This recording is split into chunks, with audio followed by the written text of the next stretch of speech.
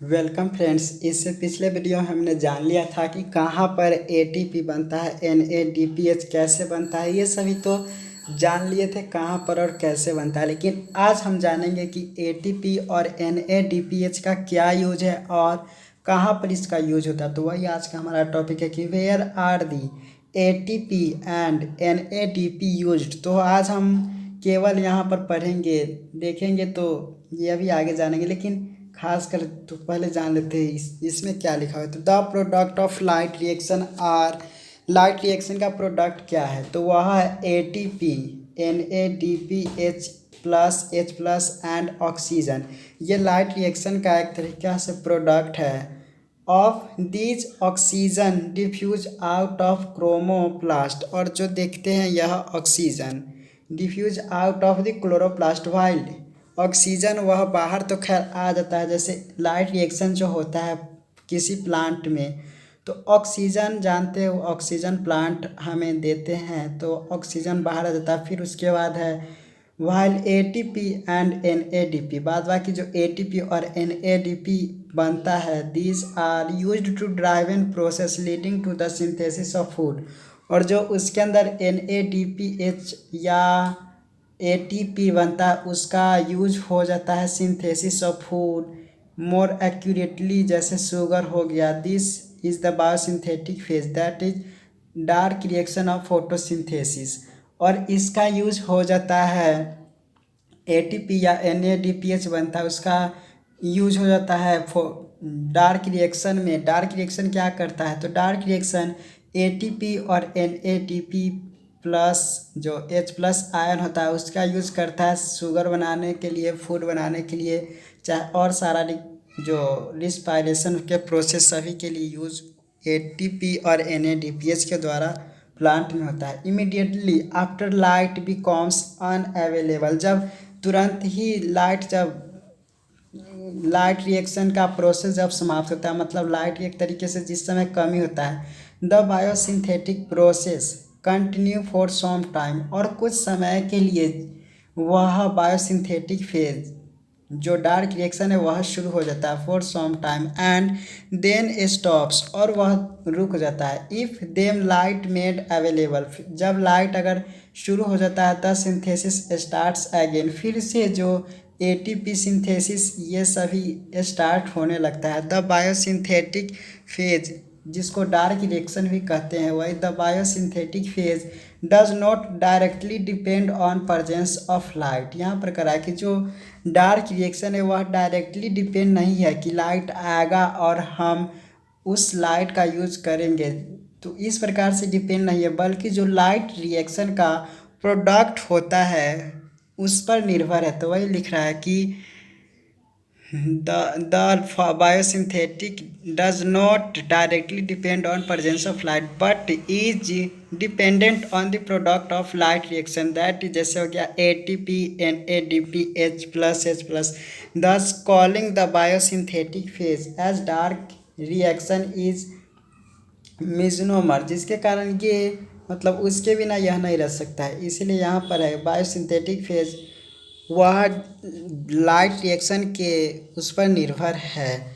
जैसे यहाँ पर डार्क रिएक्शन को हम ब्लैक मैन रिएक्शन कहते हैं। डार्क रिएक्शन क्यों कहते हैं, क्योंकि वह एक तरीके से लाइट रिएक्शन के प्रोडक्ट पर निर्भर है, मतलब जब लाइट अब्सेंस होता है तब डार्क रिएक्शन होता है। तो ये हमें समझना नहीं चाहिए कि केवल जो रात में या अंधेरा में रिएक्शन होता है उसको डार्क रिएक्शन कहते हैं, बल्कि जब जिस समय लाइट उपस्थिति नहीं रहता उस समय डार्क रिएक्शन होता है। और ये सबसे पहला इसके बारे में पता लगाए थे ब्लैक मैन, इसलिए इसी रिएक्शन को हम ब्लैक मैन रिएक्शन कहते हैं। उसके बाद इसी को फोटोसिंथेटिक साइकिल भी कहते हैं या कार्बन रिड्यूसिंग साइकिल कहते हैं, क्योंकि उसमें कार्बन रिड्यूस होता है जिसके कारण उसमें शुगर का निर्माण होता है, मतलब कार्बन के साथ ज़्यादा मात्रा में हाइड्रोजन जुड़ जाता है। ये या केल्विन साइकिल या स्ट्रोमल रिएक्शन। स्ट्रोमल रिएक्शन किस लिए कहते हैं, क्योंकि डार्क रिएक्शन स्ट्रोमा लैमेला में होता है और केल्विन ने भी इसके बारे में पता लगाया था, जिसके कारण केल्विन साइकिल कहते थे। इतना सारा इसका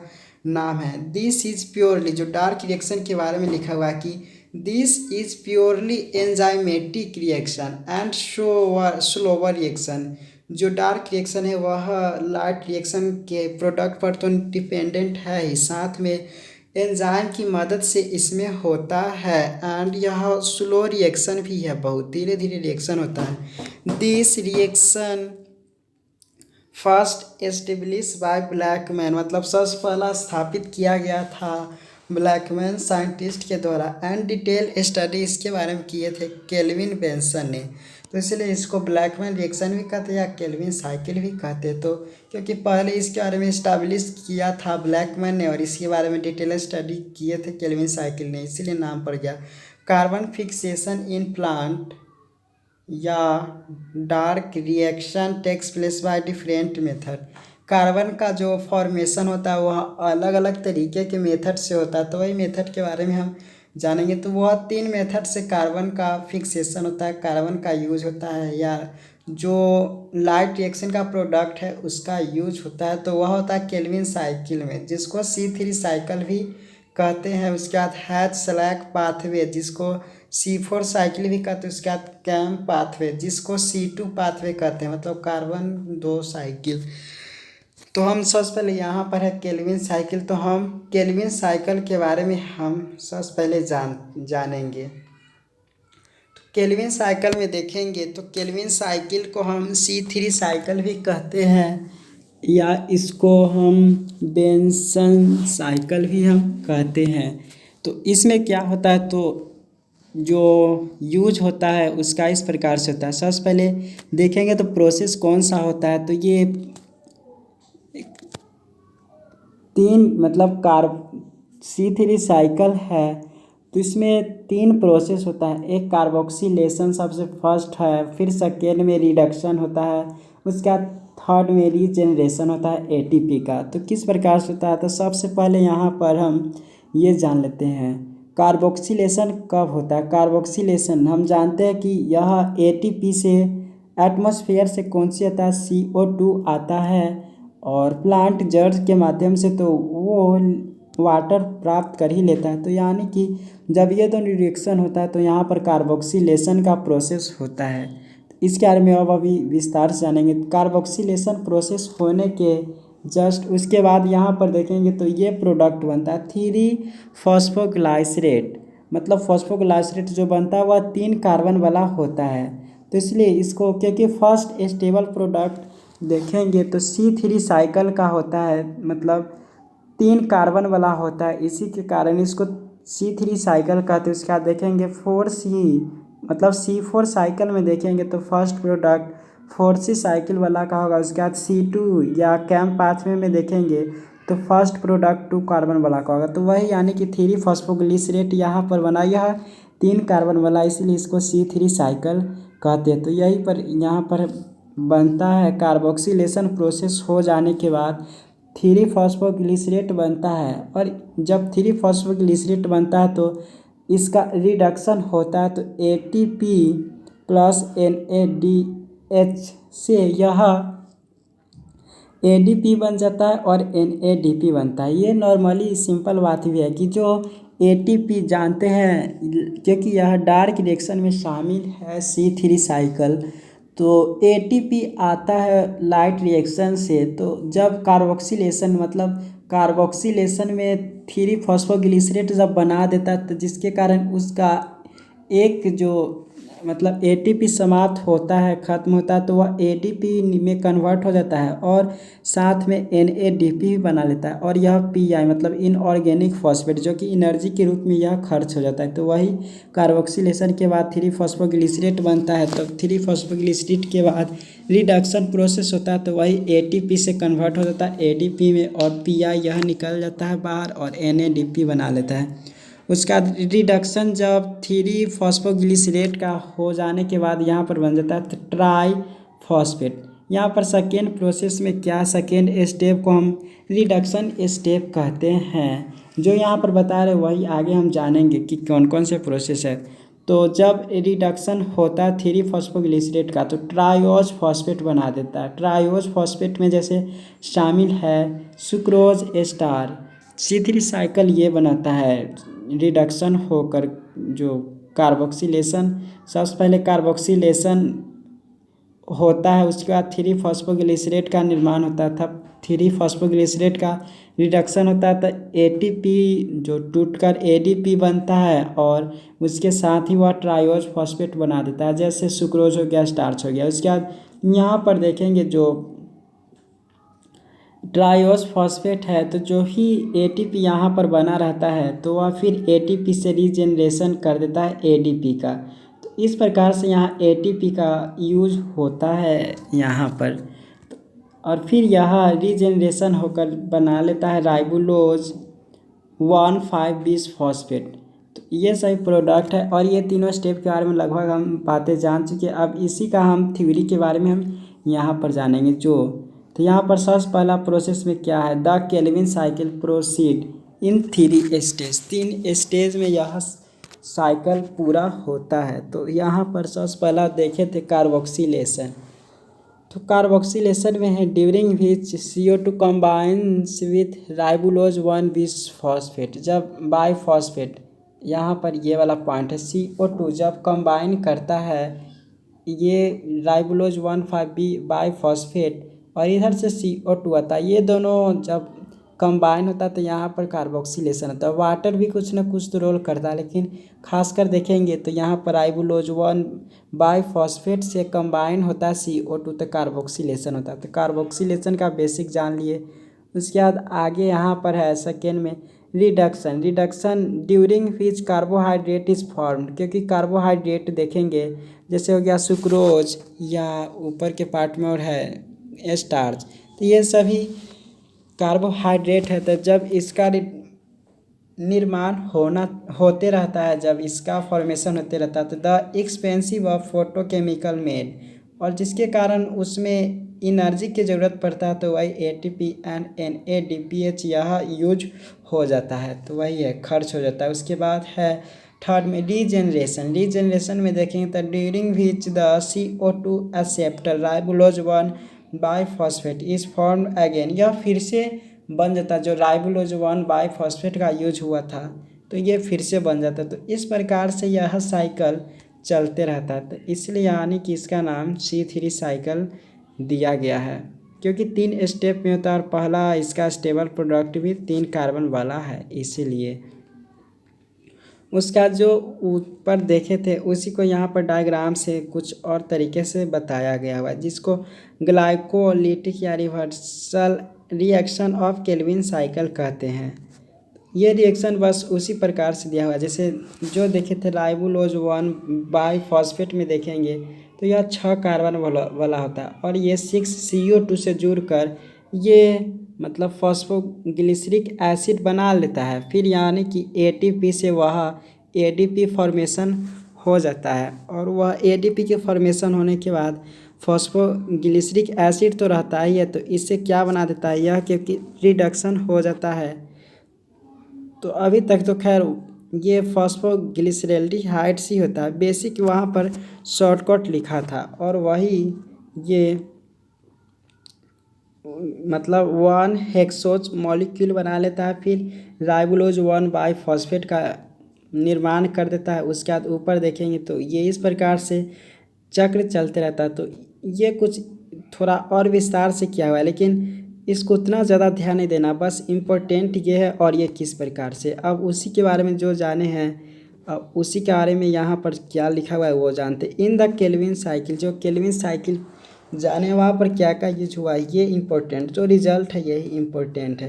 तो यहाँ पर देखेंगे केल्विन साइकिल, जिसको C3 साइकिल भी कहते हैं, यहाँ पर RUBP, जो इसका मतलब है राइबोलोज 1,5-20 फॉस्फेट, जो 5 कार्बन वाला, जिसको कीटोज शुगर भी कहते हैं, ये 5 कार्बन वाला होता है। उसके बाद फॉस्फोग्लिसरिक एसिड, क्योंकि 3 कार्बन वाला पहले ही स्टेप में ये बन जाता है कार्बोक्सिलेशन प्रोसेस के दौरान ही 3 कार्बन वाला, तो फॉस्फोग्लिसरिक एसिड 3 कार्बन वाला होता है। उसके बाद 1 या 3 बाई फॉस्फोग्लिसरिक एसिड, यह भी 3 कार्बन वाला भी होता है। फिर यहाँ पर देखेंगे ये भी 3 फॉस्फोग्लाइसरेल्डिहाइड, ये भी 3 कार्बन वाला भी होता है। उसके बाद ग्लिसरेल्डिहाइड 3 फॉस्फेट, ये भी 3 कार्बन वाला होता है। ये उसी को कुछ एक्सप्लेन से दिया गया है। राइबोलोज 5 फॉस्फेट या 5 कार्बन रहता है, ये तो ऊपर जान ही चुके। उसके बाद जो रूबिस्को का यानी कि यहाँ पर फुल फॉर्म लिखा हुआ है,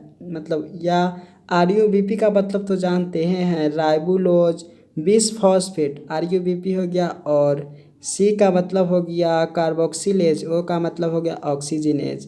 तो रूबिस्को का यहाँ पर फुल फॉर्म लिखा हुआ है। उसके बाद है the enzyme rubisco is by functional in nature. जो रूबिस्को एंजाइम है यह फंक्शनल नेचर में होता है in having both carboxylase and oxygenase activities. अगर नेचर में पाया जाने वाला एंजाइम कौन ज़्यादा है तो वह रूबिस्को एंजाइम ही होता है, जो फंक्शनल होता है नेचर में, मतलब उसका ज़रूर काम न काम होता है। और इसमें देखेंगे तो कार्बोक्सिलेज ऑक्सीजनेज एक्टिविटी करता है, मतलब कार्बन और ऑक्सीजन एक साथ मिलकर वर्क करता है। It is the most abundant enzyme on earth, यह अर्थ पर सबसे ज़्यादा एंजाइम पाने वाला है। And constitute 16% of chloroplast protein. इसमें देखेंगे तो क्लोरोप्लास्ट में अगर 100% प्रोटीन पाया जाता है तो 16% केवल रूबिस्को एंजाइम में ही प्रोटीन पाया जाता है। तो इस प्रकार से रूबिस्को के बारे में था। और यहाँ पर ये तो पहले ही the first sugar which is triose of Calvin cycle 3 phosphoglyceraldehyde, ये तो जान ही चुके। 3 फॉस्फोग्लिसरिक एसिड या ग्लिसरेल्डिहाइड भी कह सकते। तो फर्स्ट यही होता है जिसके कारण 3 कार्बन वाला होता है, इसलिए C3 साइकिल नाम कहते हैं। The first hexose is fructose 1,6,20 phosphate. अगर देखा जाए C3 साइकिल में सबसे पहला हेक्सोज कौन है तो उसका नाम सिंपल फ्रुक्टोज ले लेना है, या 1,6,20 फॉस्फेट भी कह सकते हैं, या हेक्सोज फर्स्ट हेक्सोज। अगर फर्स्ट देखा जाए स्टेबल प्रोडक्ट कौन होता है C3 साइकिल का तो 3 फॉस्फोग्लिसरेल्डिहाइड बोल दे या 3 फॉस्फोग्लिसरिक एसिड। उसके बाद है photolysis of water in the light. जो फोटोलाइसिस ऑफ वाटर जो लाइट रिएक्शन में होता है वो वही एनर्जी प्रदान करता है, ये तो जानते ही है। Enough energy reductant and ATP to reduce 1 molecule of CO2, और वही एनर्जी रिड्यूस कर देता है जो आता है इलेक्ट्रॉन या एनर्जी और इलेक्ट्रॉन और हाइड्रोजन के फॉर्म में। तो वही CO2 से रिएक्ट करता है तो वह ग्लूकोज बनाने में हेल्प करता है इन द केल्विन साइकिल में, reducing 1 water molecule as by product in Calvin cycle. तो ये बेसिक बात है कि जो ऑक्सीजन एनर्जी आता है लाइट रिएक्शन से वह केल्विन साइकिल में वह एनर्जी यूज होता है, तो वही वाटर को मतलब कार्बन डाइऑक्साइड को रिडक्शन कर कर वहाँ पर शुगर का निर्माण कर देता। तो वही पॉइंट यहाँ पर लिखा हुआ था। उसके बाद यहाँ है Calvin cycle that's pathway operated in a cyclic manner, क्योंकि यह साइक्लिक मैनर में होता है, ये भी तो बात जानते हैं। एंड RUBP वाज रीजनरेटेड, उसमें RUBP बार बार उसमें रीजनरेट बनते रहता है। Calvin cycle pathway occurs in all photosynthetic plant. Calvin cycle जितने भी प्लांट है हर प्लांट में केल्विन साइकिल होता है। अब 3 स्टेज ऑफ C3 साइकिल ये तो पहले भी जान चुके, लेकिन थोड़ा और विस्तार से हम इसमें जानेंगे।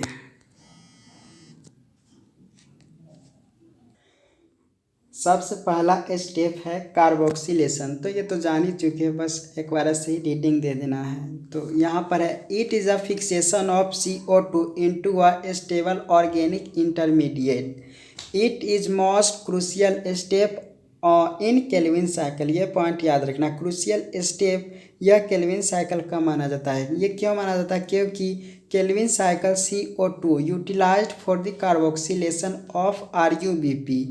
यह RUBP जो RUBP बनाता है, मतलब CO2 जब RUBP से रिएक्ट करता है तो वही कार्बोक्सिलेशन कर कर और 2 मॉलिक्यूल बनाता है 3PGA का, मतलब फॉस्फोग्लिसरेल्डिहाइड का। Since this enzyme also an oxygenation activity it would be called rubisco. इसलिए हम इसको रूबिस्को कहते हैं, क्योंकि यहाँ पर देखेंगे तो ऑक्सीजनेटेड मतलब अगर ऑक्सीजन से रिएक्ट कर देगा, जो RuBP यहाँ पर बना हुआ है, अगर वो ऑक्सीजन से रिएक्ट करेगा तो रुबिस्को एंजाइम बनाएगा। तो वही लिखा हुआ है कि जो यहाँ पर रिएक्शन होता है तो दो मॉलिक्यूल ऑफ 3PGA का बनाता है, since this enzyme also has oxygenation activities. और जो RuBP जो एंजाइम है उसके पास एक और एक्टिविटी होता है रुबिस्को का। तो रुबिस्को का तो हम यहाँ पर पीछे कुछ बातें जान ही चुके हैं। अब कार्बोक्सिलेशन में इतना ही कुछ खास बातें था। अब रिडक्शन में देखेंगे तो reduction this formation of hexose, reduction क्या करता है कि this formation of hexose in this utilisation of 2 molecule of ATP। ये भी बात जान चुके हैं कि रिडक्शन जो 3PGA था उसी का रिडक्शन करके यह सुक्रोज या जो स्टार्च बनाने में मदद करता है। और यह 2 मॉलिक्यूल ATP का यूज़ करता है फॉस्फोराइलेशन कर एंड NADP 2 मॉलिक्यूल NADPH का भी फॉर रिडक्शन पर CO2 मिक्स्ड। मतलब एक CO2 मिक्स्ड होने के लिए उसको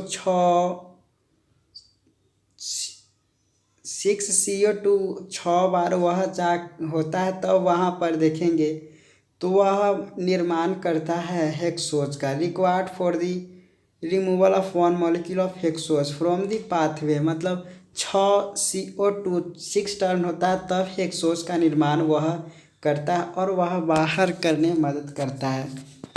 तो इस प्रकार से रिडक्शन के बारे में था। तो यहाँ पर यही ध्यान रखना कि यहाँ पर 6 CO2 6 टर्न होता है तो वहाँ पर हेक्सोज का निर्माण कर देता है, और प्लांट से बाहर जो उसका और अदर पार्ट होता है जो वहाँ पर शुगर्स को इकट्ठा करने वाला, वहाँ पर यह हेक्सोज चला जाता है। तो रिडक्शन के बारे में ये बात ही थी। अब रीजनरेशन के बारे में है लिखा हुआ कि it of the CO2 accept four molecule RuBP। Regeneration में देखेंगे तो CO2 एक्सेप्ट करता acceptor molecule RuBP is crucial if cycle is to continue uninterrupted. The regeneration step acquires on ATP for phosphorylation to form each molecule of RuBP। यहाँ पर करा कि if it of the CO2 acceptor molecule RuBP, अगर RuBP अगर यहाँ पर है तो यही क्रूशियल हो जाता है। If cycle is to continue और इन अनइंटरप्टेड, यह हमेशा चलते रहता है। The regeneration step acquired on ATP for phosphorylation. और रीजनरेशन क्या होता है तो ये प्लांट में तो रेगुलर चलते रहता है और यह हर वक्त क्रूशियल स्टेप होता है to form each molecule of RuBP बनाने के लिए। उसके बाद यहाँ पर है हेंस।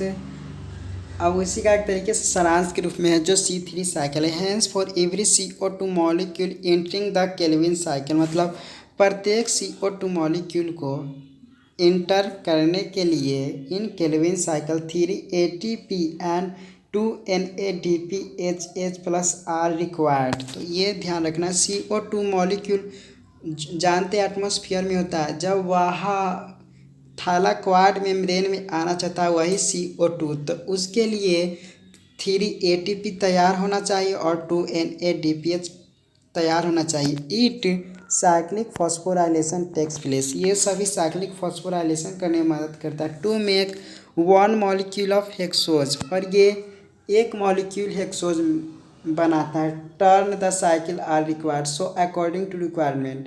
यहाँ पर नॉर्मली कहा गया कि जो CO2 वातावरण में होता है, एटमॉस्फेयर में होता है, उसको अंदर आने से पहले 3 ATP तैयार होना चाहिए और 2 NADPH plus H plus ion इसमें शामिल होना चाहिए। तो वही सब शामिल होगा तो वहाँ पर साइक्लिक फॉस्फोराइलेशन होगा। यानी कि इस प्रकार से देखेंगे तो 6 CO2 हो गया और ATP देखेंगे तो 6, क्योंकि 6 टर्न जाना है तो यहाँ 3 ATP है और यहाँ पर 2 NADPH है, तो 6 टर्न होगा तो ये 6 कार्बन डाइऑक्साइड और यहाँ पर 3 ATP था तो 18 ATP हो गया और 2 NADPH रिक्वायर्ड है तो 12। तो इस प्रकार से साइक्लिक फॉस्फोराइलेशन होने के लिए यहाँ पर देखेंगे तो ये इतना होना चाहिए। तो भाई 6 टर्न ऑफ केल्विन साइकिल में क्या होता है तो इनपुट में 6 CO2 देते हैं तो वह 1 हेक्सोज यानी कि ग्लूकोज का निर्माण करता है 18 ATP से, क्योंकि हेक्सोज या ग्लूकोज का निर्माण कर चुका तो एनर्जी खत्म होता तो 18 ATP से एनर्जी बन जाता है 18 ADP, और वह NADPHH प्लस है, क्योंकि हेक्सोज बनने के वक्त वाटर का भी निर्माण उसमें होते रहता है, मतलब वाटर चेंज होते रहता है, तो इसका ऑक्सीडेशन होता है तो 12 NADP प्लस बना देता है। तो ये रिजल्ट सिंपल है और याद रखना है। उसका एग्जाम्पल कौन है? C3 प्लांट का एग्जाम्पल। तो एग्जाम्पल इम्पोर्टेंट है, ऐसे तो लगभग हर एग्जाम्पल है, लेकिन कुछ खास जो कि बुक में दिया हुआ है उसी कार में है। जैसे ट्राइटिकम जो हीट हो गया C3 साइकिल इसमें होता है। उसके बाद ओराइजाल जिसको राइस कहते हैं, इसमें भी C3 साइकिल होता है। उसके बाद कैप्सिकम जो बेल पेपर है उसमें भी C3 साइकिल होता है। उसके बाद लाइकोपर्सिकम जिसको टोमेटो कहते हैं लाइकोपर्सिकम। उसके बाद सोलानम जिसको पोटैटो कहते हैं एनमोस्ट ट्री, और बहुत सारे ट्री में यह रिएक्शन देखने को C3 साइकिल जो C3 प्लांट ये सब ये C3 रिएक्शन होता है उसमें। उसके बाद हम नेक्स्ट जानेंगे हैच एंड स्लैक पाथवे के बारे में, जिसको C4 नाम से भी जानते हैं। आज के लिए इतना ही रहने देते हैं। सो पढ़ते रहिए। Thank you for watching.